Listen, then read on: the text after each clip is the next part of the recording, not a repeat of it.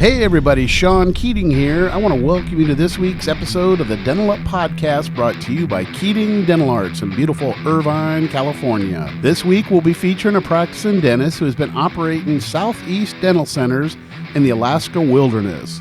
Learn how the power of online media can drive patient traffic no matter how remote you are.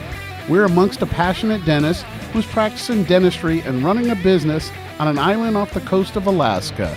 Please welcome Dr. Scott Brookshire, DDS, from Craig, Alaska. Hey, how's it going, Scotty boy? Keats, it's going great. One of our few beautiful sunny days here in Southeast Alaska.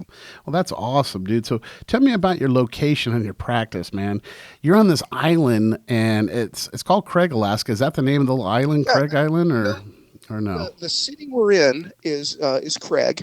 Okay. The island is called Prince of Wales. Prince of Wales. The locals refer to it as POW, and not prisoner of war. We're actually allowed off the island, but the abbreviation is POW. The population is about 5,000. Commercially, the economic activity was largely logging and commercial fishing. But there's about 7 or 8 villages. Total population of about 4,500. Most of the roads, we have about 1,000 miles of road. I would say maybe 100 of that is paved. Everything else is dirt. Okay. And when you move here from Southern California, that's really weird, you know. And now I'm totally used to it, and it's part of life. You know, it's no big deal. You don't go more than 40 miles an hour, that's for sure. Craig has a population of about 1,200, so it's considered, you know, the big metropolis. Everything else is between population of 50 to population of about 400. No kidding.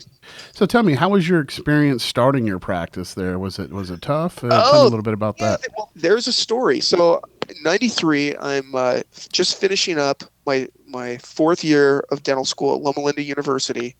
Are you kidding? I meet this guy. Are you kidding? I went to Loma.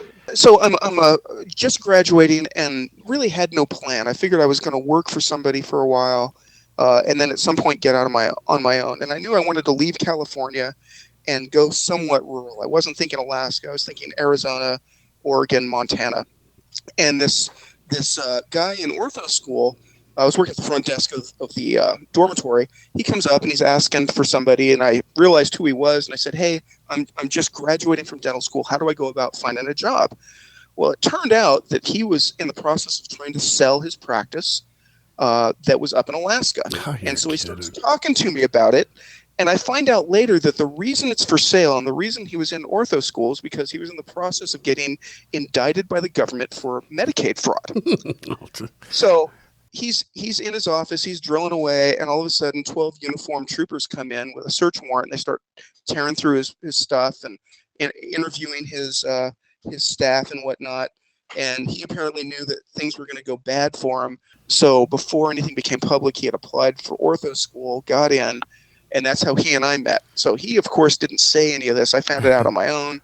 Long story short, I ended up buying the practice for about 10 cents on the dollar. I was going to say a nickel on the dollar, 10 cents, man. Oh, yeah. Well, you know, it was $62,500 as is, so everything was in place. But the kicker is, the deal was, I said, "You're going to be the bank.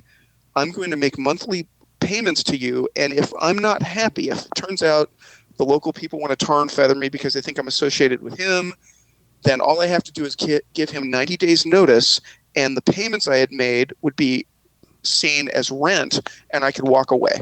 And he was extremely unhappy about that. But I told him, you know, I was kind of sarcastic, obnoxious maybe. I said, "Look, you know, there's no one standing behind me in line to buy this. If I leave, you have nobody. Yep. And I'm not willing to take a risk based on things that he's being accused of."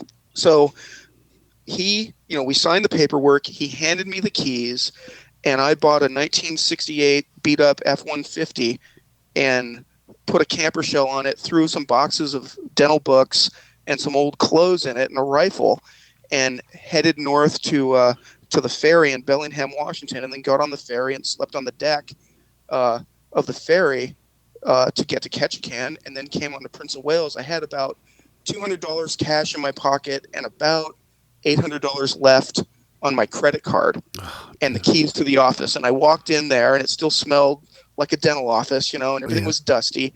And I didn't know what the hell I was doing, didn't know what I had gotten myself into. I go to one of the greasy spoons on the island here that was a trailer, 90 degrees connected to an old school bus. The school bus was the kitchen, and then the trailer was where you eat. And I'm go in there, somebody asks me who I am, and I tell them my name, and they go, "Oh, are you a crook too?" So that was the welcome that I got coming to the island.